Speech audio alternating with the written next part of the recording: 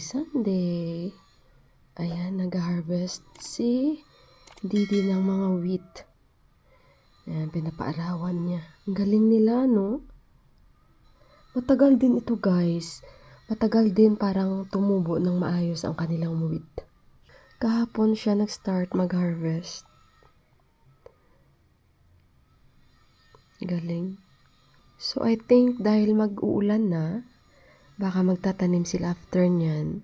Kung hindi ako magkakamali is rice. Rice na naman yung itatanim nila. Dahil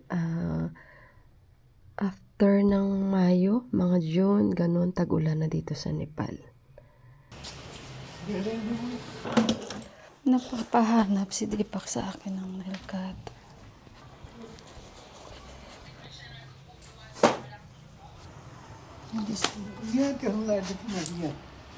Ayan.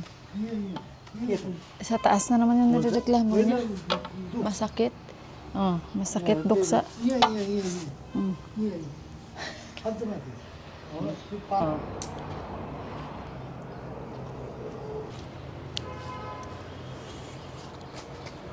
Wala upuan si Daddy.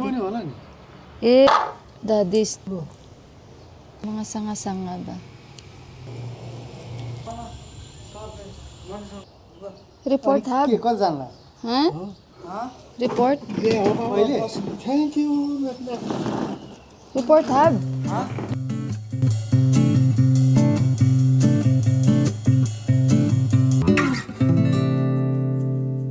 Okay guys, so ito na yung aming nahimay ni Buwa. Ayun, lutuin na natin ito.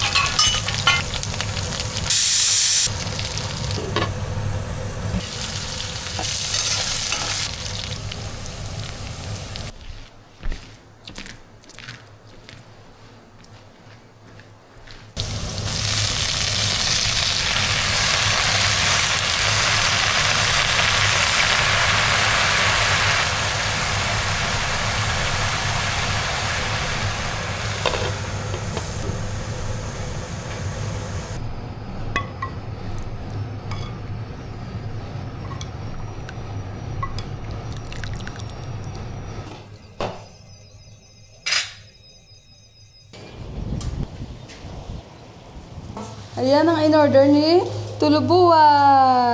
Kain tayo. Tawagan natin si Buwa. Sabi ni Deepak, what's your order? Sabi ko, anong order? Hindi ako nag-order. Sabi niya, ikaw lang naman kasi nag-order dito. Tingnan nyo guys. Open anak kung ano yan ang in-order ni Tulubuwa. Hala, Prakash Dai, thank you so much. What is this anak? Call Buwa anak. Wow! French fries na may cheese. Oh, Pizza World pala siya nag-order. And this one, burger. Wow, ang dami naming snacks. Parang may birthday ah. Dami naming snacks. Siyempre, hindi rin namin ito maubos for sure. Come, Daddy. Sit down. Okay. Prakash Dai. Order. Papa, Coke ka na Coke.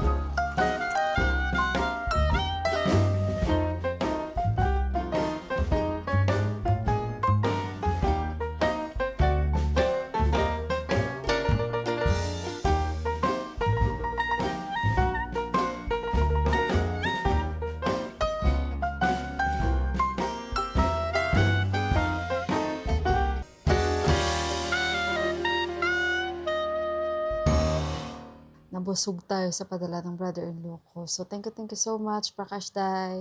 Ganyan yung brother-in-law ko, guys. Minsan, mag-message lang siya. Sasabihin niya na may darating, may in-order siya para sa amin. So, ever since ganyan siya, guys. Siguro naman kung talagang nakasubaybay kayo sa mga vlogs ko, mayroon ako mga vlogs minsan na may natatanggap kami, pa-surprise ng brother-in-law ko, guys, na in-orderan niya kami online ng pagkain at saka lang siya magsasabi. Pero this time, si Johan po ay nakapasa siya. Mag-grade 9 na po si Johan. And masaya po kami sa naging resulta ng kanyang mga exams. And yung final na nakuha niyang grade is masaya po kami. And lagi namin sinasabi kay Johan na hindi kami nag-expect na sobra-sobra. Yung sa amin lang, maipasa mo. And average lang, okay na kami. So, ayun guys, dahil maganda sa pakiramdam, yung hindi namin siya masyado yung pinipressured na talagang, alam niyo yun, kasi may stress din naman yung bata. And sa bata naman usually yun kung talagang gusto niya mag-aral or ano, ang importante, andun tayo mag-back up emotionally and supportado natin sila. Yun, ayaw namin na inaano namin si Johan, yung mataas yung expectations namin, ayaw namin ng ganun. Kasi dito, kakaiba sila guys, parang yung ibang mga magulang is kompetensya, no? And yung pagpo-post, sobra-sobra, yung pagalingan ba? Ngayon, pag nakita naman nung isa na magulang, mababa yung nakuha ng grades. So, something ganon guys dito, parang iba sila, which is, ako talaga clearly kung sinasabi kay Deepak, kung ano yung makakaya ni Juan, basta suportahan lang natin. And wag natin talagang yung bata na katulad sa iba dito guys, nanonotice ko talaga na talagang pinipressured nila yung mga anak nila. Which is hindi po maganda ang nagiging resulta minsan sa mga kabataan. Dahil alam nyo na, ando na yung suicidal thoughts na majority dito na nangyayari sa bansang ito. Yon ang katotohanan na nangyayari dito dahil nga mataas yung mga expectations ng magulang na iba. Kaya minsan yung mga bata napofrustrate sila dahil gusto man nilang ibigay talaga na sa in-expect ng magulang, kaso ayaw nila ma-disappoint or baka kung ano ang mangyari sa kanila. So yun, ang mga balita-balita minsan na hindi maganda guys. So kaya ayun, inano ko talaga kay Deepak na suportahan na natin si Juan hanggat makakaya. Guys, i-end ko na yung vlog ko. Yan lang yung aming ganap for today. And si Bua, dahil hindi po siya sanay kumain ng mga pagkain sa labas, so medyo nagre-reklamo si Bua na hindi na daw siya kakain ng pagkain na galing sa labas kasi hindi sila sanay guys. Mayroon talaga na magre-reklamo yan siya. Katulad noon before kumain kami sa restaurant, kasama ko rin yung brother-in-law ko, diba? Reklamo din siya mga kinabukasan ng dahil daw dun.